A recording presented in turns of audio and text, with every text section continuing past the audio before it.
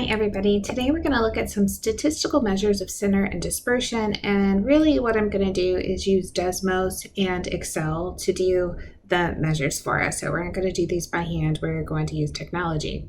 Specifically what we're going to cover is mean, median, mode, range, standard deviation, box plots, quartiles, interquartile range, and also outliers, and I have a data set that we're going to work with.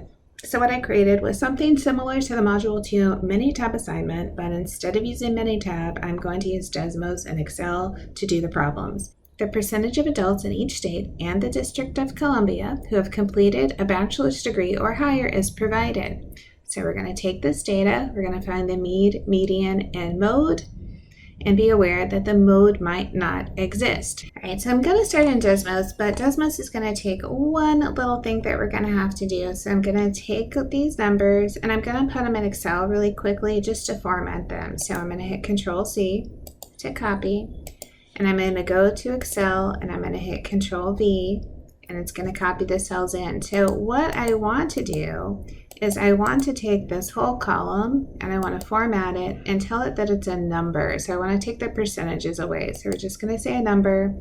I would like it to have 4 decimal places and then it converted. It's important to go to the top of the list when you do that, not just to click on it before. So click the whole list so it'll convert the whole list. So now I can take these numbers. So let's highlight them again. And remember, I said it was a lot of data. So we're going to copy, and I'm going to go to Desmos, I already have it open, and I'm going to paste it by hitting Control-V. Okay, so now it brought over all the elements, and I'm going to go back to the very beginning. And remember, it's a lot of data. It's more data than you're going to have, but big data is good. So I'm going to say A equals. Now, it says 52 elements. Let's go back and look at our data really quickly to see why is it 52? Well, remember, it's a state or a territory. So when you're going through to look at it, you'll notice Puerto Rico is listed. So there's a territory. And then Washington, D.C., that's also a territory because it's on a state. So that's how we get 52 instead of 50, in case you're like, where'd that come from? Okay, so let's head back over to Desmos. And now that I've named this as A, I can find the mean by typing mean of A. I can find the median by typing median of A. And see how it just gives you exactly what you wanted. If you forget, which you know what you're looking for, but if you want to, you can always look at the functions, go down to statistics, and you can see what's there. So mean, median. Now notice it doesn't say mode. And that might be troublesome. I'm going to do this. I'm going to do a histogram of A. So I'm just going to kind of look at it. Notice it looks too big right now because it's doing a bin width of 1. And remember, we did 4 decimal places. So I'm going to do comma 0.0001. So this will be my bin width. What this shows me, and let's zoom in so you can really see it, is all of the values are unique. See how this actually looks like a barcode, right? All of the values happen the same amount of times. They happen once. So we didn't have anything that happened 2 times or 3 times. Nothing is standing out as being something that repeats itself. So we don't have a mode. So we would say no mode to that answer. The second one says find the range and the standard deviation. So I'm going to do this. I'm going to type stats of A. So stats of A is actually going to give us some of our answers we need later as well, but it pulls out the minimum, it pulls out the maximum. So if I want the range, I would put 0.5967 minus 0.2105, and here is my range, 0.3862. Standard deviation. Now, remember with standard deviation, it matters if you have a sample or if you have a population. I happen to have a population because I have all of the states and I have our territories. So I would do standard deviation of the population. So let me show you on the functions. Again, go to statistics and see how there's STDEV, that's a sample. STDEVP, which is everything, there's the population. So here's my standard deviation of the population. I will show you because it will be different. If I just had a sample, it shows a little bit higher. So make sure you look at what you're given, and I'm pretty sure you usually have a sample. So look at, do you have everything that's possible for the population, or if you only have some? If you only have some, do the STDEV. If you have everything, do the STDEVP. We've already done this part. It says find and interpret the first, second, and third quartiles. So we go back to Desmos. Remember, I already did that stats of A, so anytime you want the quartiles, you type in stats. Quartile 1 is 0.2894. Quartile 2 is the median, 0.3182. Quartile 3 is 0.3538. To get the interquartile range, you are going to subtract 0.3538 and go back to Q1, which was 0.2894. So really this stats gives you a lot of the information you need, and then you just subtract the two to get the interquartile range. Now, I want to get rid of this little histogram that I had, because the next thing it asks you for is a box plot. So we are going to type box plot and also put in A, and it immediately does it. I can hit the zoom fit if I want to see it a little bit better. Here's something you'll have to decide then if you want to do or not do is exclude outliers or include outliers. So when I exclude them, it points them out. So I can see I do have this number way out here, this high number that says, okay, this state or territory has a much higher percent of people with degrees than the rest of us. But if you don't exclude it, it will keep it in as the high. So let's go ahead and exclude it so we can say there is an outlier. Remember, you can use your snipping tool to take that data and then put it over in your Word document. Make sure you do something where you can see this horizontal axis, because this opens horizontally, so we can see that this is close to a 20%, this is over 40%, and this is out here at 60%. You want to have that interpretation there. So I put that in there, and see where part D says identify any outliers, and it is out here that is close to 60%. If we went back and looked, so from looking at things before, I already knew to look at District of Columbia. It tends to be our most educated place in our country. To do the third part, where we're making a scatter plot, I wanted the data to be meaningful. So I went back to my percent of the population that had a bachelor's degree, and I looked up also what percent have an advanced degree. So we are just going to highlight all of that data. And like before, I want to change this from being percentages into just being decimals. So I'm going to go back to Excel. Let's go to a new sheet. So here I'm going to hit Control V, and I'm just going to highlight both of the columns and say, go ahead and format those cells, make them numbers, and let's again go to 4 decimal places. So now I can take the data, copy it, and something different will happen when I go to Desmos this time. So I'm going to hit Control V, and this time notice that it put my data into a chart. It's not showing all of them because that's a lot, but you can see it put it X1, Y1, so it knows it's pairs of numbers. I'm going to turn off my box plot. That's kind of extra right now, which lets me then go back down here and say zoom fit. And now I can see these data numbers together, and it looks like there is some kind of relationship here. See how it kind of looks like a positive correlation? It has a pretty moderate correlation there also. So to have Desmos produce this line of best fit, I type Y and then the number 1, and then I need this tilde. So tilde is above my tab under my escape on the computer, so I'm going to hit that. It's also on the keyboard of Desmos, so when I go over here to ABC, it is down on this bottom row. Then I'm going to type A, X1 plus B. So I'm just telling it, make a line, and here's the line it makes. Let me lower the keyboard, and you can see it puts all of the information in there that you want. So when we go back and look at the questions, we will have all of those answers. So for now, let me turn this off. It also says predict the value of Y when X is 42%. How much faith do you have in this prediction? Explain. Right. So to figure out what's going to happen at 42%, I'm going to type in A. My X was 0.42, and then plus B.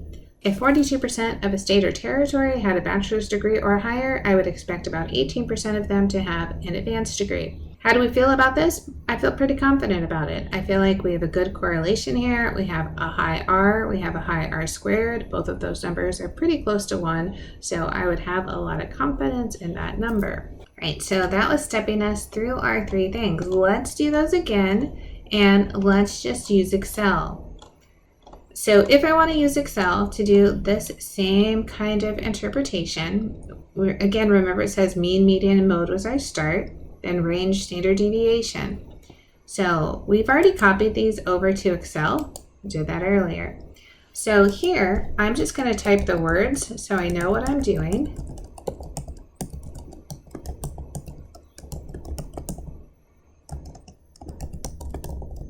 Okay, so this gives me a place to write. In Excel, to do the mean, I have set equals, and then I type the word average. So mean does not exist in Excel, but average does, so that'll give the arithmetic mean. So we're going to highlight all the numbers, close a parenthesis, it returns the mean. Same thing, I type equals, I type median this time, highlight all the numbers, and you don't have 52, I wanted to use everything, so let's hit enter. There's our median. Mode, it does have mode, so I can type equals mode. I have a parenthesis, and then I highlight all the numbers, close the parenthesis. Now notice it says number in/A, that means there is no mode. So you have to do that interpretation. Range, it does not have range, but what it does have is you can put equals, the max, highlight all the numbers, minus, so I'm not done yet, min, and again, I'm highlighting all the numbers, and it will return the range. For the standard deviation, I hit equals, STD. Now watch, it starts putting some things up, and I told you I know that I have the population, so I'm going to use P. But again, if you have the sample, use the S. So I'm going to hit click on it. It says, okay, what are your numbers? So I'm going to click in all my numbers. There's my standard deviation. Then for the second thing, it says first quartile, second quartile, third quartile, interquartile range. So let's go back to Excel and try that. So let's say quartile 1, quartile 2, quartile 3, and then IQR for interquartile range. So here, I'm going to hit equals, and I'm going to type quartile. It says, what's your array of numbers? So we're going to highlight all of our numbers. And then it says, which quartile do you want? So I do a comma and a 1. So this will produce the first quartile. I'm going to repeat that. So I'm going to type equals quartile. I'm going to highlight all the numbers. And then I'm going to say number 2. So I'm doing the second quartile, which is the same as the median. So that's a nice little check for us. Then I type quartile 3. So quartile, and notice I'm not picking anything after quartile. It gives you some other choices. We don't want that. Pick up all the numbers again. Comma 3 to say do the third quartile. Right. For the interquartile range, remember we want it to subtract, so we're going to hit equals 0.3519 minus 0.29035. There's our interquartile range. Then the last thing it asked us for was a box plot. So again, highlighting is our big thing we do all the time. So I'm going to highlight all 52 numbers. I'm going to hit insert. Let's go to recommended charts because that's my typical thing to do. And let's go to all charts. As you go down to all charts, there's something called a box and whiskers. So let's click on that. Here is our box plot. Now notice this box plot looks more vertical. That's okay. There is nothing in the directions that says how the box plot has to look. You just have to have a box plot. And again, you can see there is this one outlier up here. When I click on it, it says the value is 0.5967. I should have shown you that you could do that too when you were in Desmos. You can click on the button. So just click on the little dot. It'll tell you the value 0.5967. So you can see the outlier. You don't have to go back to the data set. All right, so we also made our box plot. So we did our first, second, third. We did our interquartile. We made our box plot. The last thing was when we had that double data set. So let's look in Excel. I had it in sheet 2. So here I'm going to highlight all of these data points. I'm going to hit insert. Watch again, when I hit recommended, it says you should probably do a scatter plot. So let's go ahead and say, let's do our scatter plot. Let's make it a little bigger. If you're happy with the window, you can leave it like that. If you decide you want to change it, that's okay too. What I want to hit here is plus and say, let's add a trend line. So that adds in the line that shows you how these fit. But when I look at that, let's do some more options, because I also would like to see the equation on the chart, and I would like to see the r squared on the chart so that I get all the values that I need. I'm going to move it over here so we can see it, and then maybe on the home make it a little bit bigger so you can read it. Now notice it only gives the r squared, it doesn't give the r, so you'd have to take the square root of this 0.8694 to get the r value, but that's not really too much work for you to do. And again, you have this value. Once you have this value, you could plug in a number to check. Remember, we had 42% before that we did. Maybe I could type it here to say equals, let's do 0.5946 times 0.42 minus 0.0683, and it gives us this 1814 again. So I like to give you two choices, that way you can pick what work for you. I will say Desmos I might go to, especially like when you're doing homework, so you don't have to start a whole program to use. Sometimes it's a real quick thing to just grab a calculator and use it, but maybe you think things look better and can manipulate them more in Excel, so it's nice to have these two things that work hand in hand together so well. Good luck.